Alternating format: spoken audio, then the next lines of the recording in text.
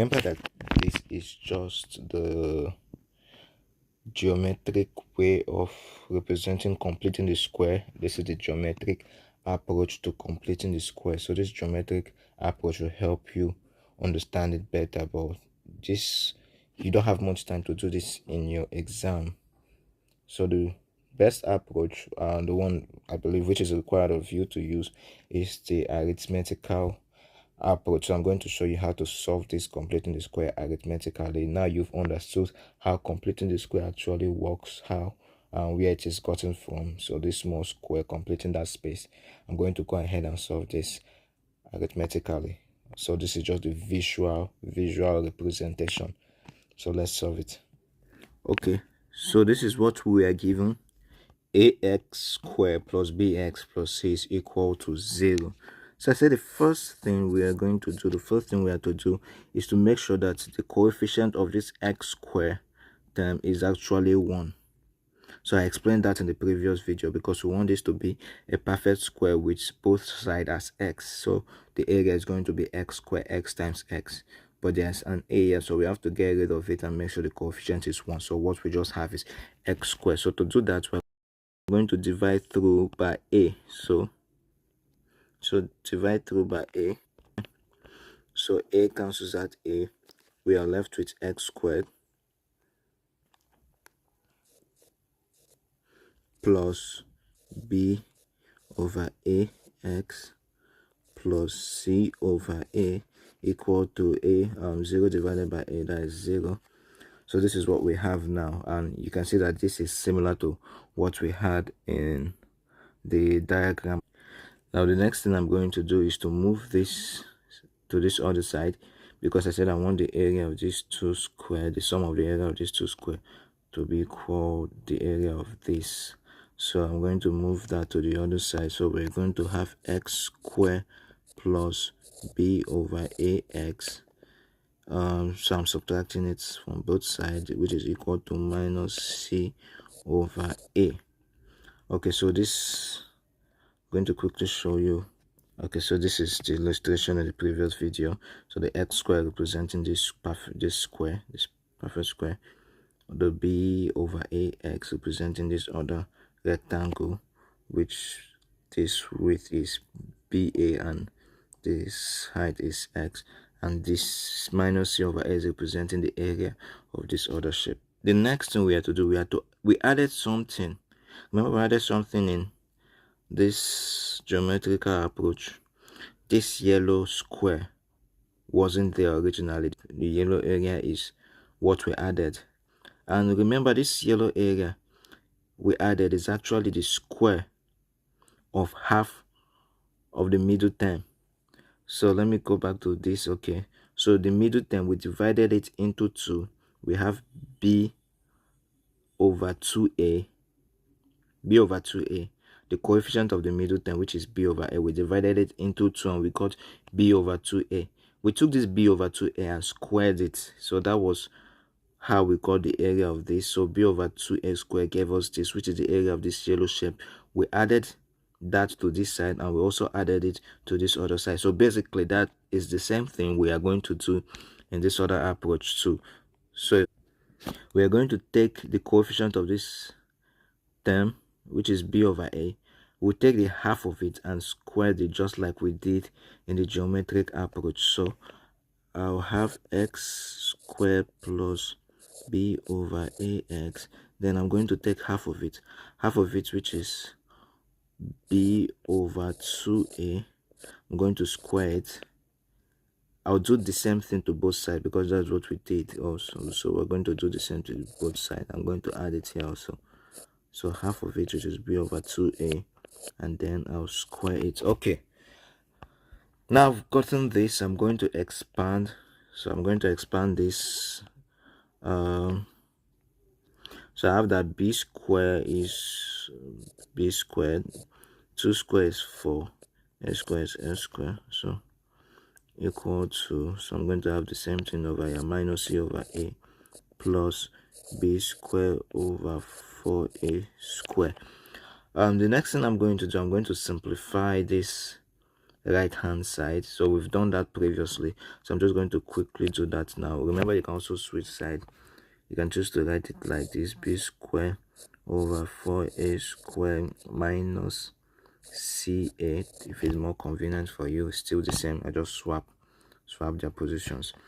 So if you go ahead and simplify this, okay, so everything here, so I have that this is equal to this. Okay, the next thing I want to do, I want to write this in square form. So I explained that in the previous video. So I want this to be this a plus b all squared. The shortcut to this is just to square root this term and this term. Just square root the first term and the last term, given that we got it from a plus b all squared equal to a squared plus 2 times the product, which is 2ab plus b squared. So if I square root this and square root this, add them together, I'm going to get this. So square root that, I have a plus square root b, I have b. So I just take the square of those two. So it's the same thing I'm going to do. I'm going to square root this. If you square root x squared, you're going to be left with x.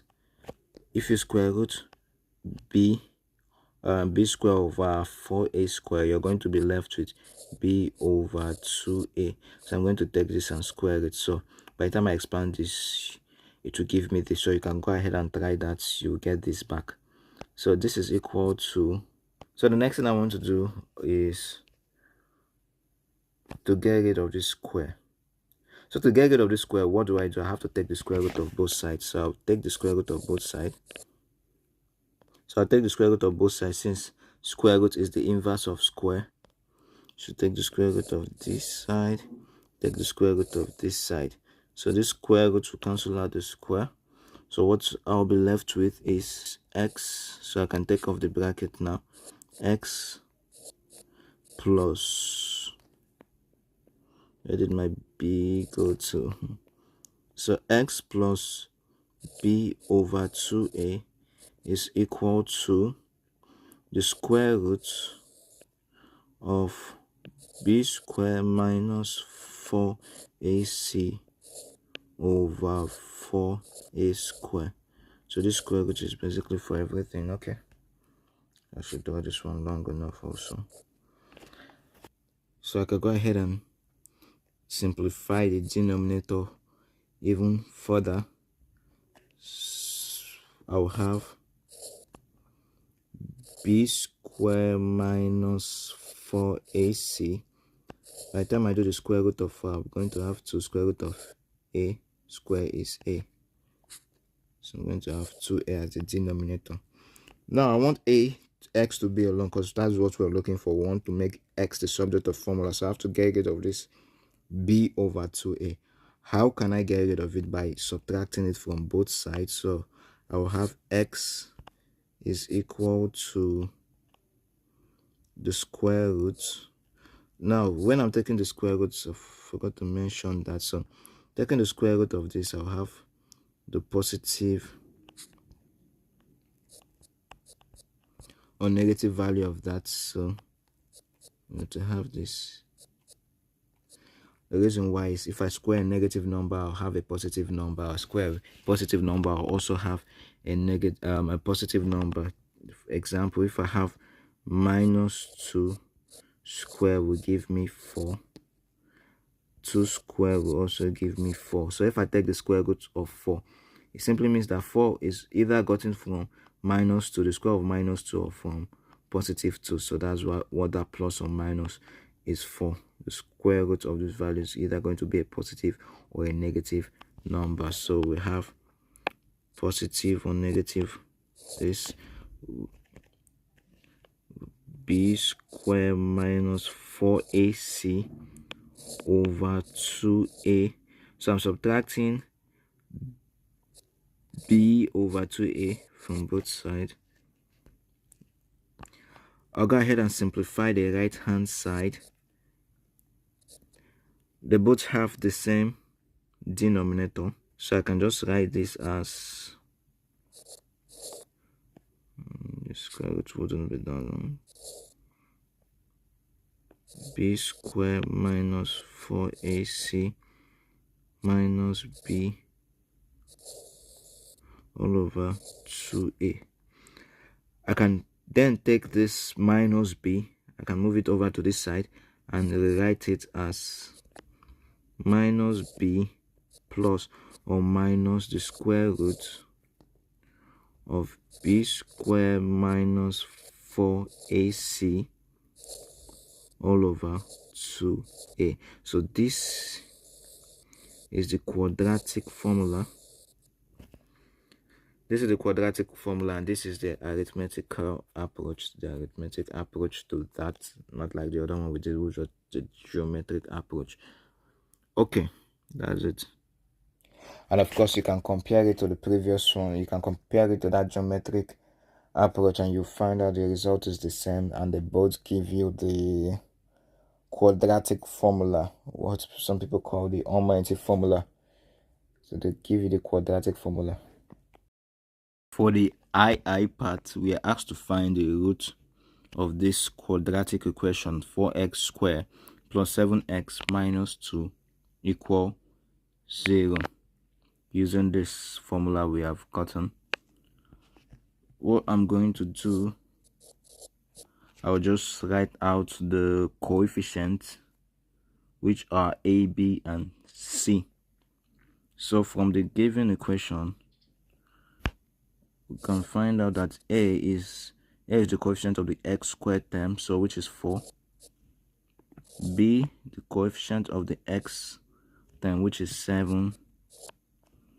And c, which is a constant standing on its own, so we have -2.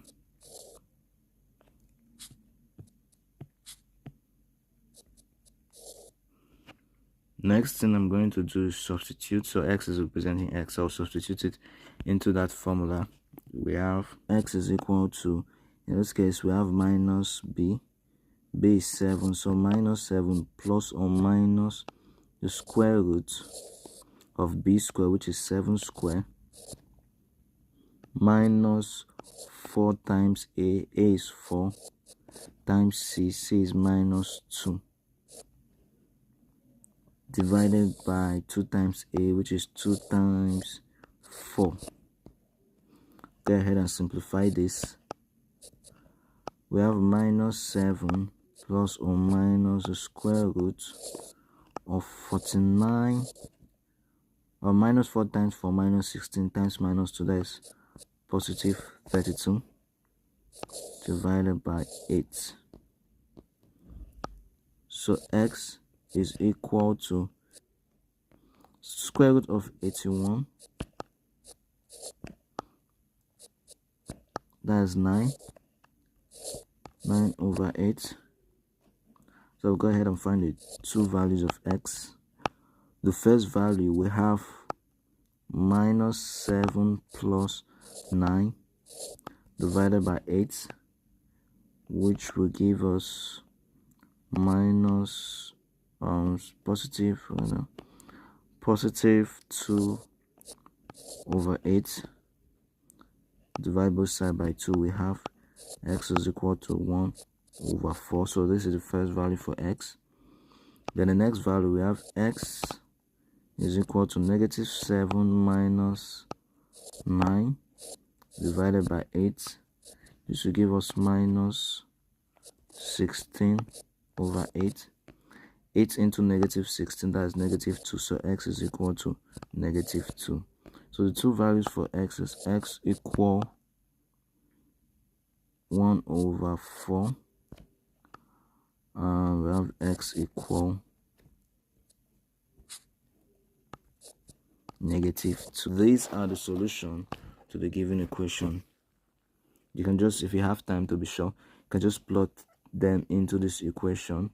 So try when x is equal to 1 over 4 and when x is equal to -2, they will both give you 0.